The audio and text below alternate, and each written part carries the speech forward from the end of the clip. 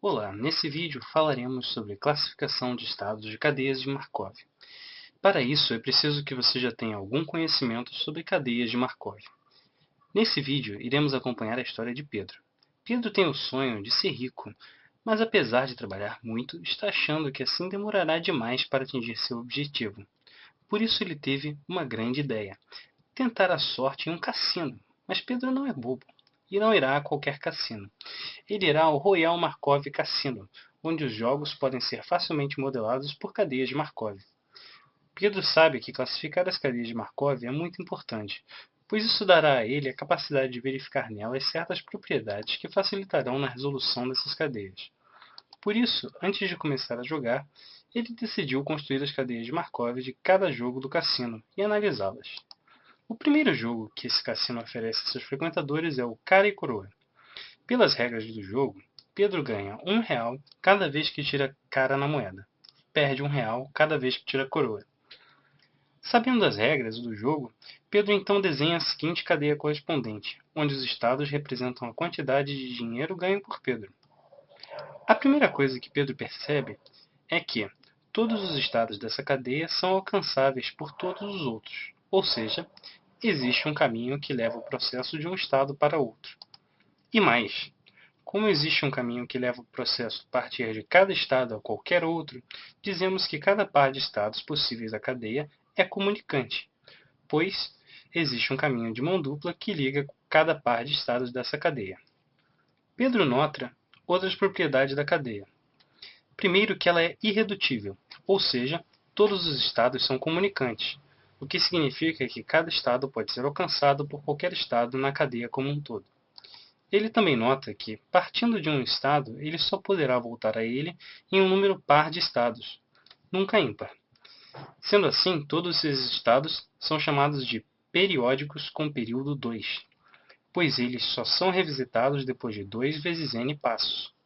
Como todos os estados são periódicos, podemos dizer que a cadeia é periódica.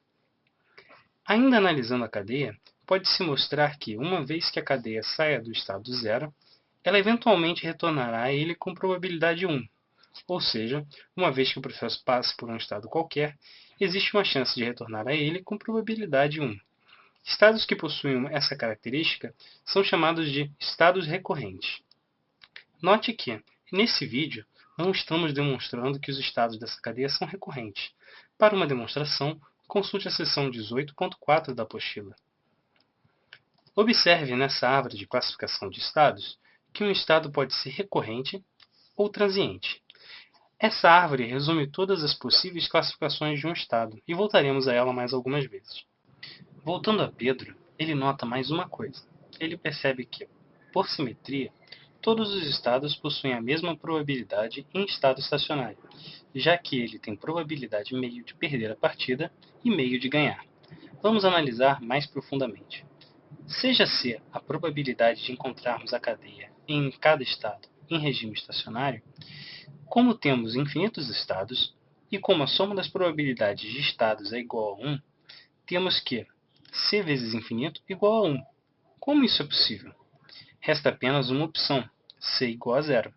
Ou seja, todos os estados possuem probabilidade 0. Mas o que isso significa? Como o tempo médio de retorno a um estado é igual a 1 sobre C, o tempo médio de retorno a cada estado é infinito. Em resumo, uma vez que a cadeia sai de um estado, ela retorna para o estado com probabilidade 1, mas o tempo de retorno ao estado é infinito. Estados que possuem essa propriedade são chamados de recorrentes nulos. Voltando à nossa árvore, podemos observar que apenas estados recorrentes podem ser nulos.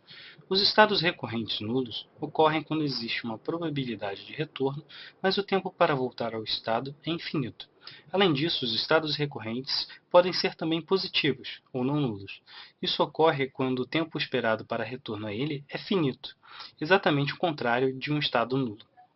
Como vimos antes, os estados podem também ser periódicos ou aperiódicos. Eles são considerados periódicos quando o número de transições de estados até o retorno é baseado em um período constante. Quando isso não ocorre, ele é aperiódico. Obviamente, apenas estados com retorno garantido podem ser periódicos ou aperiódicos. Por isso, essa é uma propriedade apenas dos estados recorrentes. Voltemos agora ao problema de Pedro. Pedro conhece a fama de desonesto do dono do cassino, e por isso decide desenhar também a cadeia do jogo para o caso da moeda ser viciada. Pedro chega então a essa nova cadeia. As regras serão as mesmas, mas ele agora terá probabilidade P de ganhar e 1 menos P de perder, sendo P menor que meio. A cadeia permanece praticamente igual. Seus estados são todos comunicantes e periódicos, mas agora ela não possui mais a simetria percebida antes por Pedro. Sendo assim, teremos que reavaliar as expectativas de retorno a um estado. Nesse novo cenário, como P menor que meio, podemos ver que, em infinitos estados, existe uma tendência de perda no estado estacionário. Assim, uma vez que a cadeia sai do estado 1, a probabilidade de eventualmente retornar para esse estado é menor do que 1. Então concluímos que, agora, existe uma possibilidade de o processo não retornar ao estado. Isso transforma esses estados em transientes, já que existe uma possibilidade de o processo não revisitar um estado. Pedro conclui então que, no caso da moeda viciada, embora a cadeia continue sendo irredutível, os estados são transientes. Para um estado transiente, o retorno não é garantido, ou seja, o retorno pode eventualmente nem ocorrer. Logo, o tempo de retorno não é bem definido.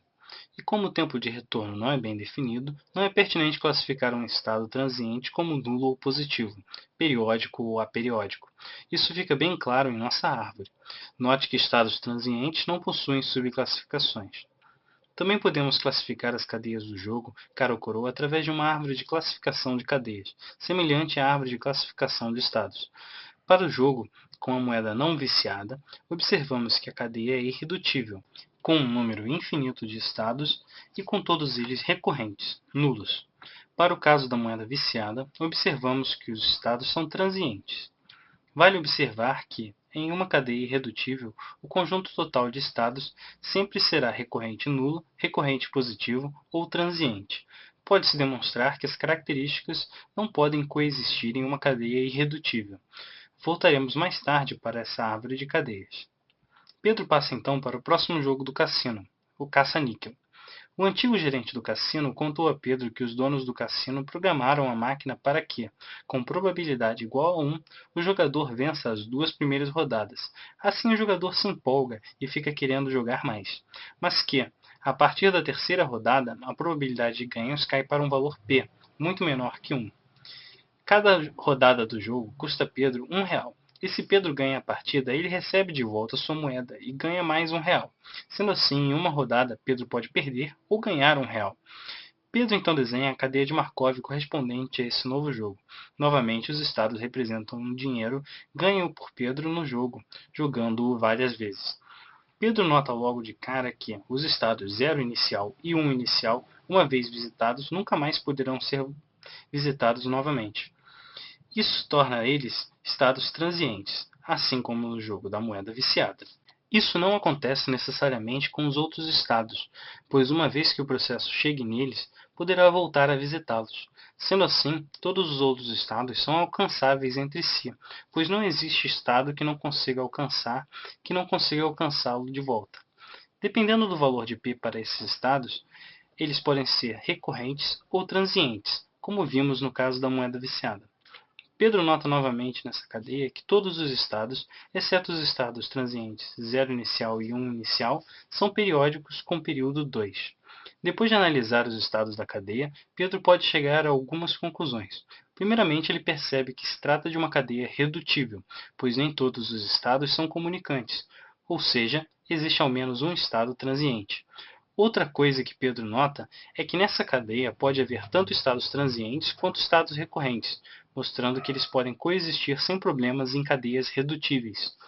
Voltando à nossa árvore de cadeias, observamos que a cadeia do caça-níquel é redutível, pois ela possui ao menos um estado inalcançável, ou seja, um estado onde ao menos um outro estado não possui um caminho para ele. Cadeias redutíveis são, na verdade, representações de conjuntos de cadeias irredutíveis conectadas através de conexões de mão única, onde, uma vez saindo de uma cadeia irredutível, você não pode retornar a ela. Para analisar melhor uma cadeia redutível, é preciso quebrá-la em cadeias irredutíveis e analisar as cadeias irredutíveis separadamente. Pedro então passa a analisar o próximo jogo, jogo da roleta. Nesse jogo, Pedro pode escolher um número entre 1 e 36. Se acertar, ganha R$ 1.000.000, atingindo assim o seu objetivo de ficar rico. Nesse jogo, cada aposta custa Pedro R$ 1, e ele só jogará 6 fichas. Ganhando, ele parará de jogar e aproveitará os frutos de ser rico. Pedro então desenha uma nova cadeia de Markov para o jogo da roleta. Nela, cada transição representa uma nova aposta de Pedro e cada estado representa os ganhos dele no jogo. A primeira coisa que Pedro nota nessa cadeia é o estado Win, que não porque chegar nele o deixaria muito feliz, mas porque chegando a ele não será mais possível chegar a nenhum outro estado. O estado Lose também tem essa mesma característica. Sendo assim, os estados Win e Lose são considerados estados absorventes, pois uma vez alcançados, nunca serão deixados. Pedro nota também que todos os outros estados são estados inalcançáveis pelos estados anteriores, pois, uma vez passando por eles, o processo não retorna, ou seja, são estados que não são comunicantes em todas as suas conexões. Isso acontece pois, uma vez que Pedro perde uma ficha, não é possível mais recuperá-la. Todos os estados inalcançáveis são transientes, pois existe uma situação de ausência de retorno. Outro detalhe percebido por ele é que, nessa cadeia, diferente das demais, o conjunto de estados possui tamanho finito, ou seja, a quantidade de estados é finita. Pedro então chega às seguintes conclusões sobre essa cadeia. Por ter um estado absorvente, esta cadeia é uma cadeia absorvente. E por possuir estados absorventes, essa cadeia é redutível. Podemos observar a classificação dela na árvore de cadeia. Pedro então parte para analisar o último jogo desse cassino. O jogo é Encontre o Coelho. Nesse jogo, ele tem que descobrir onde o coelho aparecerá em um total de 4 casas. Nosso amigo contará novamente com a ajuda do antigo gerente, que lhe informou as probabilidades de transição do coelho. O antigo gerente disse a Pedro que, quando o coelho aparece em uma casa, na próxima partida ele reaparece nela com probabilidade igual a 0,1 e aparece em qualquer uma das outras casas com probabilidade igual a 0,3. Sendo assim, Pedro desenhou a cadeia de Markov referente a esse jogo. Dessa vez, ele não modelou seus ganhos no jogo, pois ele antes quer saber a melhor forma de jogar. Então ele fez estados representando a posição que o coelho está e as transições da partida. Pedro percebe que essa cadeia também possui um número finito de estados, tal qual o anterior. Percebe também que todos os estados dela são recorrentes, pois uma vez visitados, eles sempre poderão vir a ser revisitados. E mais, dessa vez, como o número de estados é finito, o número de passos que o processo levará para retornar ao estado é finito. Os estados são estados recorrentes positivos. De fato, atenção, isso trata-se de uma regra geral. Em geral, se a cadeia possui um número finito de estados, qualquer estado recorrente é recorrente positivo. Por fim, Pedro percebe que, nesse caso, os estados tanto podem ser revisitados em passos par quanto em passos ímpar, o que não caracteriza um período mínimo de revisitação. Sendo assim, os estados dessa cadeia são aperiódicos. Um estado é aperiódico quando não existe um período mínimo de revisitação, ou, em outras palavras, podemos dizer que esse período é igual a 1. Pedro sabe que quando um estado é recorrente positivo e aperiódico, ele é chamado de estado ergótico. Um estado ergódico é um estado que, uma vez visitado, tem seu retorno assegurado dentro de um número finito de passos, mas ele não é periódico. Pode voltar em qualquer quantidade finita de passos. Pedro passa então para as considerações dessa última cadeia. Como todos os estados da cadeia são ergóticos, essa é uma cadeia ergótica. Como já vimos, por possuir apenas estados comunicantes, essa cadeia é irredutível. Podemos observar na nossa árvore de classificação que toda cadeia irredutível de estados finitos possui estados recorrentes. É fácil observar que, por todos os estados serem comunicantes, a probabilidade de retorno em um tempo muito grande será 1 para qualquer estado. De posse dessas cadeias e suas classificações, Pedro já poderá chegar muito mais fácil a um plano que o deixe rico jogando no Cassino Markov. Muito obrigado por assistir ao vídeo.